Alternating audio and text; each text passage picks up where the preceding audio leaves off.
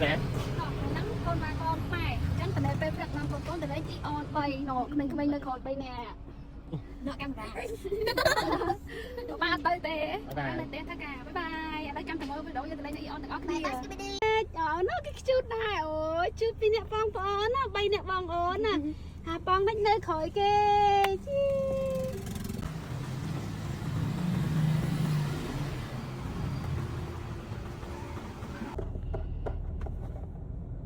bong bóng là đi cái thay yang ban mặt nó đi on hào điện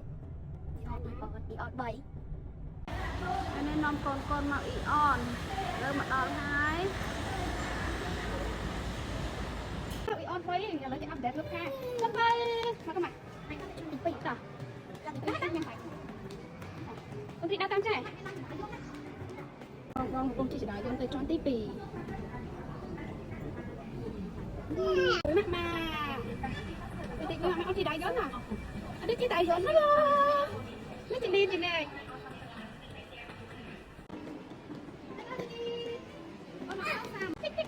mình bay vào cái đó tới đây không nằm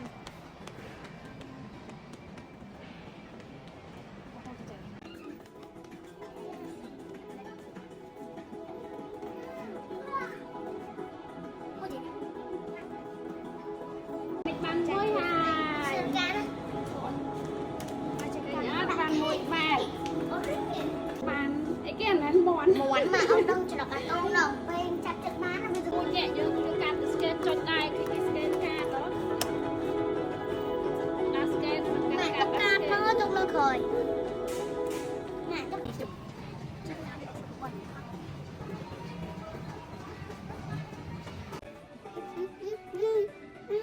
bóng đấy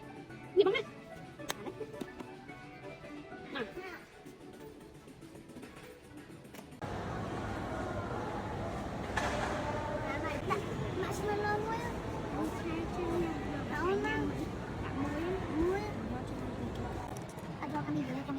Dọn đi.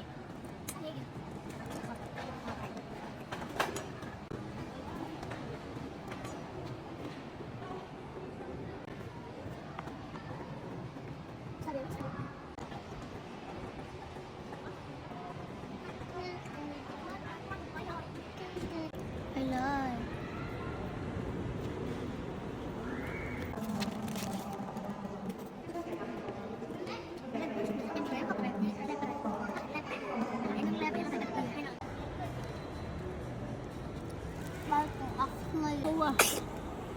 Năm đá mơ ôn đá nè. Hey, nó sẽ biết thế này. Mình phải chị ấy cái.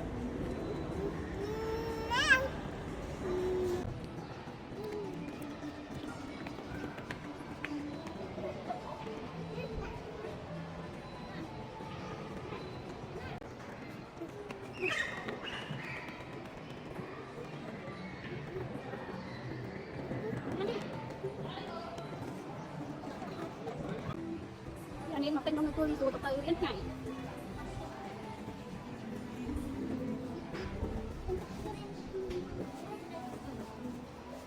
lo cho nên